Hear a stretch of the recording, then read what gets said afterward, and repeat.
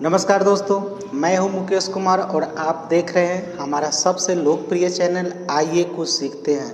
तो दोस्तों, मैं पहले ही बताया था कि इस चैनल के माध्यम से आपको हर विषय से रूबरू अवगत कराऊंगा और उसका बेसिकली मतलब जो मेन जो होता है जिससे हम किसी भी चीज़ को लेके चलते हैं। जिस तरह से पेड़ का बेस क्या होता है, जड़ होता है। जड़ मजबूत अगर होगा तो पेड़ स्वतः आगे की ओर बढ़ता जाएगा, गिरने की कोई संभावना नहीं रहेगी, उसमें विकास होता रहेगा। ठीक उसी तरह से हर विषय को अगर हम जड़ से जानेंगे, अच्छी तरह से जानेंगे, उसके सूत्र को, उसके मेथड को, उसको तरीका। कहते हैं कि भारी है तो भारी नहीं है, सब विषय एकदम आसान है। तो इस विषय की कड़ी में आज हम आपको लेकर आए हैं संस्कृत। संस्कृत से ही हमारी संस्कृति का निर्माण होता है। तो संस्कृत विषय में बहुत ऐसे बच्चे हैं जो रुचि लेते हैं और बहुत ऐसे बच्चे हैं जिसको डर से इसमें रुचि नहीं लेते हैं। दोस्तों, संस्कृत को जानना बहुत ही ज़रूरी है। जिस तरह से संस्कृत को जब हम जानते हैं तो हम अपनी सभ्यता और संस्कृति को भी अच्छी तरह से जानते हैं। संस्कृत जानने का मतलब है कि हम अपनी सभ्यता, संस्कृति और अपने आचार्य, कर्म और जो भी और ज्ञान को हम सही से समझेंगे। पुराने समय में जितनी भी जो भी वैज्ञानिक भाषाएं थी, जो भी विषय की पढ़ाई होती थी, जिसके बारे में आप पढ़ते थे, सब संस्कृत में थी। दूसरे देश के लोग हमारे ग्रंथ का, हमारे संस्कृत ग्रंथ का अपनी भाषा में अनुवाद करके ही अनेक तरह के आविष्कार किए, जिसका परिणाम आज हम विकसित युग में जी रहे हैं। हमारा देश तो अभी विकासशील है, लेकिन बहुत ऐसे देश हैं जो विकसित हो चुके हैं। तो आज हम चलते हैं संस्कृत के बारे में। संस्कृत क्या है? संस्कृत बहुत ही आसान विषय है, कोई भारी नहीं है। इसमें केवल हमको व्याकरण, इसका जो ग्रामर जो है उसको हमको समझना होता है। जिस तरह से अंग्रेजी में कुछ वर्ड मीनिंग को हम जानते हैं, संस्कृत में कुछ ऐसे शब्द होते हैं जिसका हिंदी अर्थ अलग होता है। हिंदी में भी बहुत ऐसे शब्द हैं जो सीधे संस्कृत से हमारा आया हुआ है। जैसे हम पढ़ते हैं, यह त्वम क्या है? तो त्वम का मतलब क्या होता है कि तुम होता है। ये एग्जाम्पल है। आज हमारा बेसिकली आधार स्टार्टिंग है, इसलिए हम आपको इससे स्टार्टिंग से परिचय करा रहा हूँ। त्वम का मतलब क्या होता है? तुम होता है, तुम होता है। तो त्वम संस्कृत में त्वम बहुत ईजी है। इस तरह से इसको क्या बोलते हैं? हलंत बोलते हैं। तो देखिए, त्वम के साथ त्वम को जिस तरह से आप अंग्रेजी पढ़े हैं, अंग्रेजी में टेंस पढ़े हैं, संस्कृत में भी उसी तरह से टेंस होता है। तो इसको हिंदी में जिस तरह से हम काल बोलते हैं, संस्कृत में हम इसको क्या बोलते हैं? लकार बोलते हैं। इसको क्या बोलते हैं? लकार बोलते हैं। इसके 5 भाग होते हैं। अंग्रेजी में टेंस के 3 भेद होते हैं और हर का 4 होता है। उसी तरह से इसमें कितने होते हैं? 5 होते हैं। लट लकार, लिट लकार, लोट लकार, लंग लकार और विधि लिंग जिसको बोलते हैं। तो इसमें लट लकार जो होता है, लकार में हमारा आज हम लेके चलेंगे किसको? लट लकार को। लट लकार, लट लकार का मतलब क्या होता है? वर्तमान काल। वर्तमान काल यानी कि अभी का, समान वर्तमान काल। तो देखेंगे कि त्वम का तुम हो गया। जैसे अगर हम बनाना चाहेंगे कि त्वम पठसी सह गायती, तो इसका अर्थ क्या होता है? संस्कृत में सुभाषितानी भी अगर पढ़ते हैं तो पढ़ने का उच्चारण हमारा सही होना चाहिए। हमारा जीभ जो है उस तरह से जाना चाहिए जहाँ पर जैसे दंत स है, तो दंत स का मतलब क्या हुआ कि दांत के नज़दीक हमारा जीभ जाता है। तलाबे श अगर बोलते हैं तो तलाबे स में क्या होता है? तालु के नज़दीक जाता है। मूर्धन स अगर बोलते हैं तो मूर्धन स में हमारा मूर्धा के नज़दीक जाता है। यानी कि तीनों श का उच्चारण अलग अलग होता है। एक हमारा तलाबे स होता है, एक हमारा दंत स होता है, एक हमारा ये मूर्धन स है, ये तलाबे स और ये दंत स है। ये तीनों स के बोलने का अलग अलग तरीका होता है। तलाबे स को किस तरह से बोलते हैं, इसमें थोड़ा सा स का उच्चारण होता है, लेकिन ध्यान हम लोग खूब गौर से करेंगे तो हम इसको पाएंगे कि स लिखा हुआ है, ये मूर्धन स है और ये दंत स है। दंत स इसको एकदम इजी तरीके से दांत के नज़दीक अगर हम जीभा को लाते हैं तो हम इस स का हम उच्चारण करते हैं। तो जिस तरह से त्वम का मतलब क्या हो गया? तुम हो गया। अगर इसी को लिखेंगे तुम पढ़ते हो, तुम पढ़ते हो, तो त्वम के साथ हम क्या लगाएंगे कि तुम पढ़ते हो का हमारा संस्कृत अनुवाद हो जाएगा। तो त्वम का होता है, तुम का क्या हो जाएगा? त्वम होता है। त्वम के साथ पढ़ते हैं तो त्वम में क्या लगेगा इसको हम देखेंगे। तो इस लट लकार को हम पढ़ेंगे, लट लकार को जब पढ़ेंगे तो उसमें सब आता है। तो इसमें कितने होते हैं, देखिए लट लकार यानी कि वर्तमान काल। लट लकार का मतलब क्या होता है, वर्तमान काल, वर्तमान काल। अब देखेंगे, पहले जब तक काल को हम नहीं समझेंगे, इस लट लकार को नहीं समझेंगे, हम इसको भी नहीं बना सकते हैं, चाहे किसी को भी नहीं बना सकते हैं वर्तमान काल में।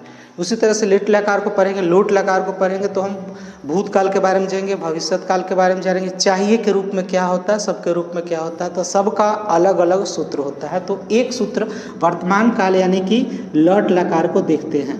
लट लकार बहुत ही इजी शब्द है, आसान व्याकरण है। इसमें हम क्या लिखते हैं, इधर लिखते हैं एक वचन, यानी कि नंबर जब पढ़े हैं, एक वचन मतलब सिंगल, यानी कि एक चीज़ का बोध होता है। संस्कृत में द्विवचन भी होता है। द्विवचन का, द्वि का मतलब क्या होता है, तो द्वि का मतलब होता है दो, वचन मतलब संख्या, यानी कि यहाँ पर दो का अर्थ होता है। और एक तीसरा हमारा क्या होता है, बहुवचन।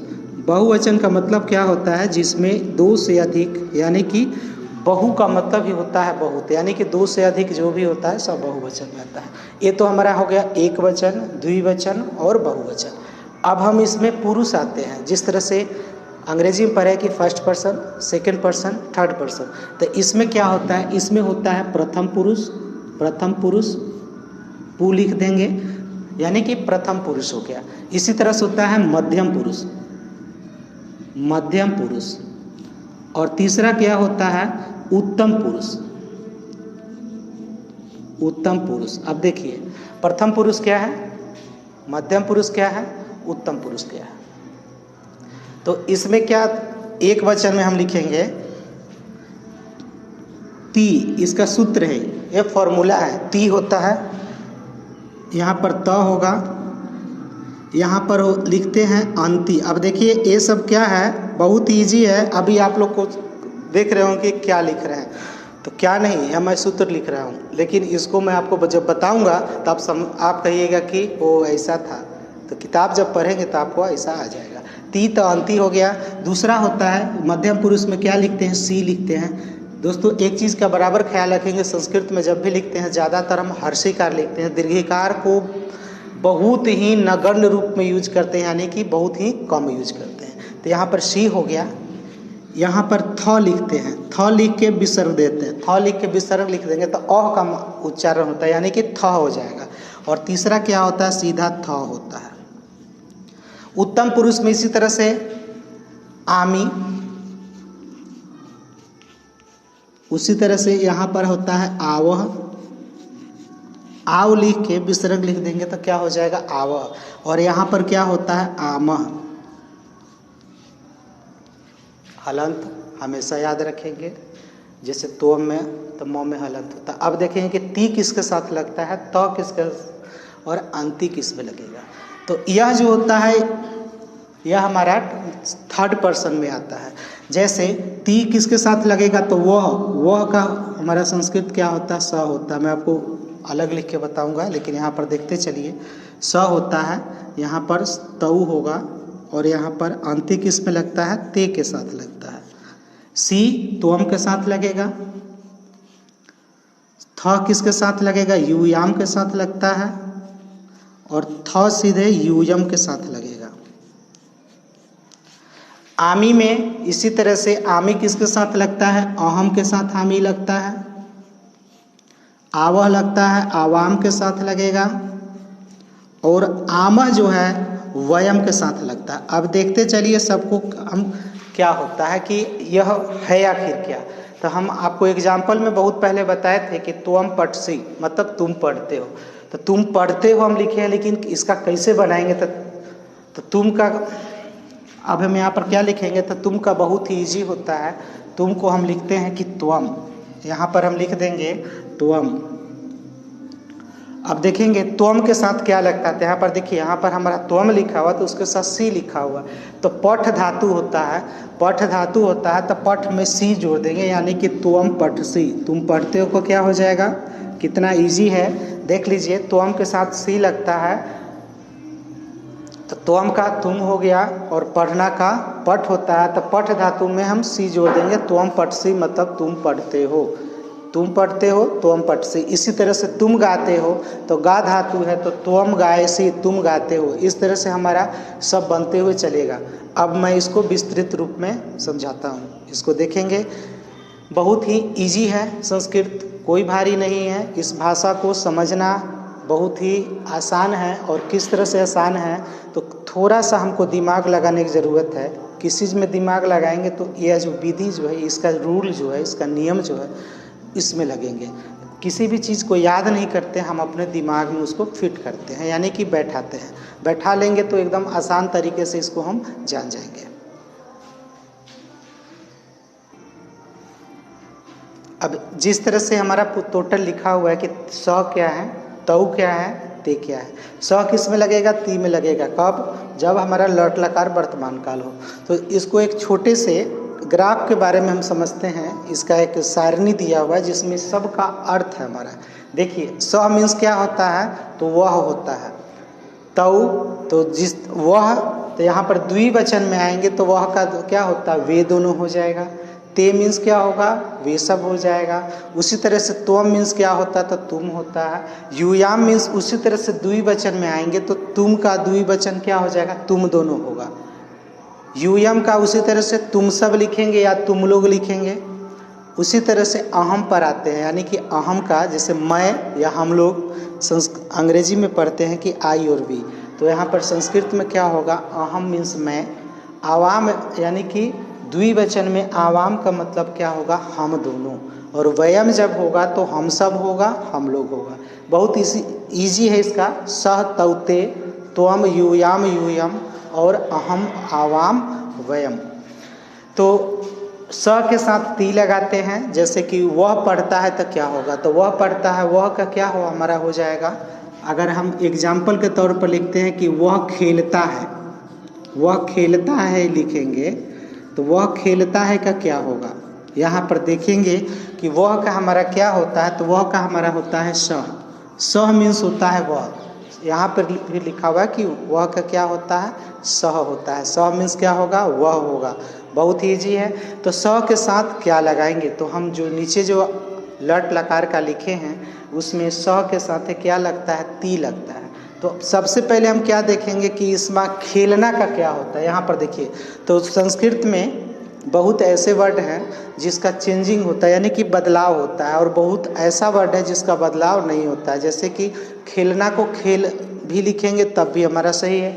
और खेलना का क्रीड धातु होता है, क्रीड मीन्स होता है खेल, तो क्रीडती भी हो जाएगा, ती लगेगा तो वह खेलता है कि क्या हो जाएगा, स खेलती। स खेलती अगर हम लिखते हैं तब भी हमारा सही है। और इसको खेलती के जगह पर अगर हम क्रीड धातु का यूज करेंगे तो सह क्रीडती लिखें, ये भी हमारा सही है। तो बहुत ऐसे वर्ड हैं जिसका अगर नहीं आए, जैसे पढ़ना, तो पढ़ना का पठ होता है तो पठती हम लिख सकते हैं। खेलना का अगर नहीं आता है तो खेलती लिख देंगे तब भी सही है। और क्रीडती अगर लिखते हैं तो ये बहुत ही बेटर है, बहुत ही बढ़िया है। उसी तरह से तो ये तो हमारा स पर हो गया। अब देखते हैं कि जैसे कि आपका दिया रहा है कि वे सब खेलते हैं, तो वे सब मतलब क्या होता है, बहुवचन में हमारा वे सब आता है, वे सब का होता है ते, जबकि यहाँ पर दिया हुआ है कि वे सब का क्या होगा, ते होगा। तो ते के साथ क्या लगता है, अंति लगता है। याद रखेंगे, इसको हमेशा याद रखेंगे। सब में अलग अलग होता है, लट लकार का अलग होगा, लिट लकार का अलग होगा, लंग लकार का अलग होगा। तो इसमें हम देखेंगे कि वे सब अगर खेलते हैं तो वे सब खेलते हैं। बहुत ही इजी तरीके से, आसान तरीके से आप इसको पकड़ लीजिएगा, बना लीजिएगा, कोई दिक्कत नहीं होगा।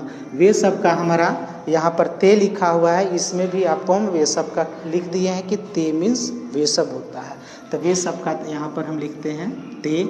खेलते हैं तो उसी तरह से खेल को लिखेंगे तब भी सही है, क्रीड को लिखेंगे तब भी सही है। तो इसमें अंति लगता है, तो खेल में अंति हम जोड़ेंगे तो यानी कि खेल अंति हो जाएगा। क्रीड रहे तो क्रीड में हम अंति को जोड़ेंगे तो क्या होगा, क्रीड अंति। तो ते खेल अंति ऐसे लिखेंगे। संस्कृत में हम एक चीज़ को बराबर एकदम याद रखेंगे कि हर्षिकार का यूज करना है, दीर्घिकार का यूज बहुत ही कम करना है। यानी कि 99% जो है हर्षिकार का यूज होगा, 1% दीर्घिकार का यूज होगा। तो वे सब खेलते हैं का क्या हो जाएगा, वे सब का ते होगा, ते में हमारा अंति लगता है तो क्रीड धातु में अंति जोड़ देंगे तो क्रीडंती भी होगा, चाहे खेल में अंति जोड़ेंगे तो क्या हो जाएगा हमारा ते खेलंती। वे सब खेलते हैं, बहुत ईजी है। सिंपल प्रेजेंट टेंस यानी कि वर्तमान काल, लट लकार है। उसी तरह से एक और देखते हैं, जैसे कि आवाम, आवाम को हम लेके चलते हैं हम दोनों खेलते हैं का क्या होगा, तो हम दोनों का क्या होता है, आवाम होता है। उसी तरह से खेल में देखेंगे आवाम में क्या लगता है, तो आवह यहाँ पर दिया हुआ है। आवह जब भी रहे आवाम के साथ हम आवह लगाते हैं वर्ब में, यानी कि क्रिया में, तो आवाम खेलावह हो जाएगा। उसी तरह से मैं खेलता हूँ का क्या होगा, तो मैं के साथ आमी लगता है, मैं खेलता हूँ तो मैं का अहम हो जाएगा, अहम खेलामी। क्रीडामी भी होगा, यानी कि अहम के साथ आमी लगता है। मैं खाता हूँ तो खाना का खाद धातु होता है, तो उसी तरह से क्या हो जाएगा, अहम खादामी। इस तरह से हमारा ये टोटल वर्तमान काल लट लकार आते जाएगा। जब आ जाएगा तो आप संस्कृत को आसानी से पढ़ सकते हैं। संस्कृत जैसे कोई भी एग्जाम्पल को ले सकते हैं। पूजा कराते समय पंडित जी को देखते हुए यह कि संस्कृत में ही पढ़ते हैं। बहुत संस्कृत जब जानेंगे तो आपको एक चीज़ का एकदम ध्यान में रहेगा कि पंडित जी गलत पढ़ रहे हैं कि सही पढ़ रहे हैं। बहुत ऐसे होते हैं किताब निकाल देते हैं, कुछ पढ़ देते हैं, तो आपको समझ में नहीं आया, गलती भी पढ़े तब भी आप लोग भगवान को पूजा करते हैं, लेकिन वो सही पढ़ रहे हैं कि नहीं पढ़ रहे हैं। तो इसके लिए ये जब जाने रहिएगा हर चीज़, तो आप क्या कहिएगा कि नहीं वो तो गलत पढ़ रहे हैं, किताब में वो है ही नहीं है। आप अगर देखे रहिएगा तब, अगर नहीं देखे रहिएगा तो कहिएगा क्या कि सही पढ़ रहे हैं कि गलत पढ़ रहे हैं। जैसे संस्कृत का कोई भी वाक्य पढ़ना बहुत ही आसान है। एक एग्जाम्पल के रूप में हम आपको ऐसे ही मौखिक रूप में बोल के बताते हैं कि संस्कृत किस तरह से पढ़ते हैं। किताब तो है नहीं, तो बहुत ऐसा श्लोक है जो आपको दिमाग में फिट हो जाता है, यानी कि दिमाग में हमको बैठ जाता है। जिस तरह से ये है तो संस्कृत बोलना भी बहुत ही इजी है। जैसे अगर लिखा रहे कि ऐसा न विद्या न तपो न दानम न ज्ञानम न शीलम न गुणम न धर्म ते मर्तलोके भूमि भारभूता मनुष्य रूपे न मृगा चरंती। बहुत इजी है। ऐसा का मतलब क्या होता है कि जिसके पास न ज्ञान हो, न शील हो, न गुण हो, न धर्म हो, यानी कि ऐसा आदमी जिसके पास कुछ भी नहीं हो, तो मृत्यु लोक में यानी कि इस धरती पर जहाँ हम लोग रहते हैं वह भार स्वरूप है और मृगा के रूप में विचरण करते हैं। मृगा क्या है, दिन भर इधर उधर घूमेगी, घास मिलेगा खा लेगी, हो गया। तो उस तरह से तो ज्ञान बहुत ही ज़रूरी है। इसके लिए ज्ञान को प्राप्त करने के लिए हम गहराई तक जाते हैं। गहराई तक जाने के लिए उसको जड़ से समझते हैं। तो इसी तरह से हमारा संस्कृत में क्या होता है, लकार होता है। लकार को समझते हैं, उसके बाद शब्द रूप को समझेंगे। और वर्ड मीनिंग तो जैसे अंग्रेजी में याद करते हैं, इसमें भी आपको याद करना पड़ेगा, तो वर्ड को थोड़ा सा समझना पड़ेगा, ऐसे भी आप लोग को आ जाएगा। तो सब लकार को जब समझ लेंगे, शब्द रूप को समझ लेंगे, तो संस्कृत पढ़ना, बोलना और उसका अनुवाद बनाना बहुत ही ईजी हो जाएगा। जिस तरह से आप ग्रामर में बनाते हैं अंग्रेजी, उसी तरह से संस्कृत व्याकरण में भी आप पारंगत हो जाइएगा, बनाना एकदम आसान हो जाएगा, चुटकी में हल कर लीजिए।